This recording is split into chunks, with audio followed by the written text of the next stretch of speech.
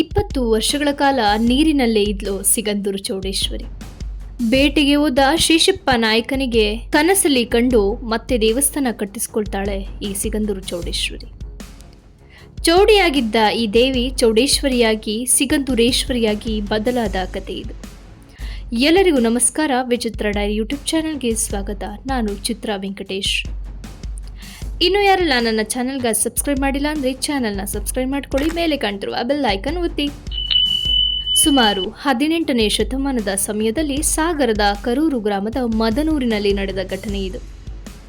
ಅದು ಕಾಡಿನ ಮಧ್ಯೆ ಇರುವ ಮಡೆನೂರು ಅಥವಾ ಮದನೂರು.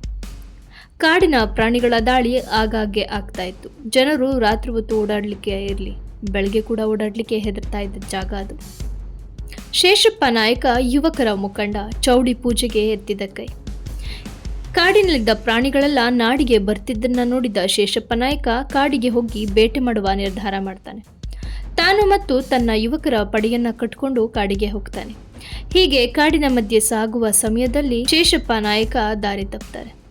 ಒಂಟಿಯಾಗಿ ಆ ಕತ್ತಲಲ್ಲಿ ದಾರಿ ಕಾಣದೆ ಅಲ್ಲಿಯೇ ಉಳಿಯೋ ಸಂದರ್ಭ ಬರುತ್ತೆ. ಶೇಷಪ್ಪ ನಾಯಕನಿಗೆ ಬಾಯಾರಿಕೆಯಾಗತ್ತೆ. ನೀರಿನ ಮೂಲವನ್ನು ಹುಡುಕ್ತಾ ಹೋಗ್ತಾನೆ. ನೀರಿನ ಬಳಿ ತೆರಳುತ್ತಾನೆ. ನೀರು ಕುಡಿಯುವ ಸಂದರ್ಭದಲ್ಲಿ ಅಶರೀರವಾಣಿಯಾಗತ್ತೆ. ನನಗೆ ದೇವಸ್ಥಾನವನ್ನು ಕಟ್ಟಿಸಿಕೊಡು, ನಾನು ಇಲ್ಲಿಯೇ ನೆಲೆ ಊರ್ತೀನಿ ಅಂತ. ಶೇಷಪ್ಪ ನಾಯಕ ಮೂರ್ಛೆ ಹೋಗ್ತಾನೆ. ಮರುದಿನ ಕಾಡಿನಿಂದ ಮನೆಗೆ ತೆರಳಿದ ಶೇಷಪ್ಪ ನಾಯಕ ನಿದ್ರಾವಸ್ಥೆಗೆ ಜಾರಿದಾಗ ತನ್ನ ಕನಸಿಗೆ ತನ್ನ ಆರಾಧ್ಯ ದೈವವಾದ ಚೌಡಿ ಬರ್ತಾಳೆ. ನಿನಗೆ ಕೇಳಿದ ಅಶರೀರವಾಣಿ ನನ್ನದೇ. ನಾನು ಚೌಡೇಶ್ವರಿಯಾಗಿ ಆ ಕಾಡಿನ ಮಧ್ಯೆ ನೆಲೆಯೂರುತ್ತೇನೆ. ನನಗೊಂದು ದೇಗುಲ ಕಟ್ಟಿಸ್ಕೊಡು ಅಂತ ಕೇಳ್ತಾಳೆ. ಅವಳ ಮಾತಿಗೆ ಶೇಷಪ್ಪ ನಾಯಕ ಒಪ್ಪಿ ಅಲ್ಲಿಯೇ ಒಂದು ದೇವಸ್ಥಾನವನ್ನು ನಿರ್ಮಾಣ ಮಾಡಿಕೊಳ್ತಾರೆ. ಕರ್ನಾಟಕ ಸರ್ಕಾರವು ಸರಸ್ವತಿ ನದಿಗೆ ಡ್ಯಾಮ್ ಕಟ್ಟಲು ಮುಂದಾಗ್ತಾರೆ. ಈ ಸಂದರ್ಭದಲ್ಲಿ ಆ ಚೌಡಿಯ ದೇವಸ್ಥಾನ ಸಂಪೂರ್ಣವಾಗಿ ನೀರಿನ ಒಳಗೆ ಮುಳುಗಡೆಯಾಗುತ್ತೆ.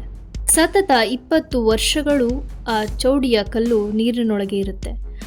ಮುಂದೆ ಪುರೋಹಿತರು ತಾಯಿಯಲ್ಲಿ ಪ್ರಶ್ನೆ ಇಟ್ಟಾಗ ಚೌಡೇಶ್ವರಿಯು ಸಿಗಂದೂರಿನ ತುಮರಿಯಲ್ಲಿ ತನಗೆ ಮತ್ತೊಂದು ದೇವಸ್ಥಾನವನ್ನು ಕಟ್ಟುವುದಾಗಿಯೂ ಮತ್ತು ತಾನು ಮತ್ತೆ ಅಲ್ಲಿ ಬಂದು ನೆಲೆಯೂರುವುದಾಗಿ ಹೇಳ್ತಾಳೆ. ಸ್ನೇಹಿತರೆ, ಸುಮಾರು 300 ವರ್ಷಗಳ ಕಾಲ ಈ ತಾಯಿ ಸಿಗಂದೂರು ಚೌಡೇಶ್ವರಿ ಎಲ್ಲ ಭಕ್ತಾದಿಗಳನ್ನು ಆಶೀರ್ವದಿಸ್ತಿದ್ದಾಳೆ. ಸಕಲವನ್ನು ಕೊಟ್ಟು ಕಾಯ್ತಿದ್ದಾಳೆ. ಸರ್ವ ಮಂಗಳ ಮಾಂಗಲ್ಯೆ ಶಿವೆ ಸರ್ವಾರ್ಥ ಸಾಧಿಕೆ ಶರಣೇ ತ್ರ್ಯಂಬಕೆ ದೇವಿ ನಾರಾಯಣಿ ನಮಸ್ತುತೆ. ನಿಮಗೆ ಈ ವಿಷಯ ಇಷ್ಟವಾಗಿದೆ ಅಂತ ಭಾವಿಸ್ತೇನೆ. ನಿಮ್ಮ ಅನಿಸಿಕೆ ಅಭಿಪ್ರಾಯವನ್ನು ಕಮೆಂಟ್ ಮಾಡುವ ಮೂಲಕ ನಮಗೆ ತಿಳಿಸಿಕೊಡಿ. ಧನ್ಯವಾದಗಳು.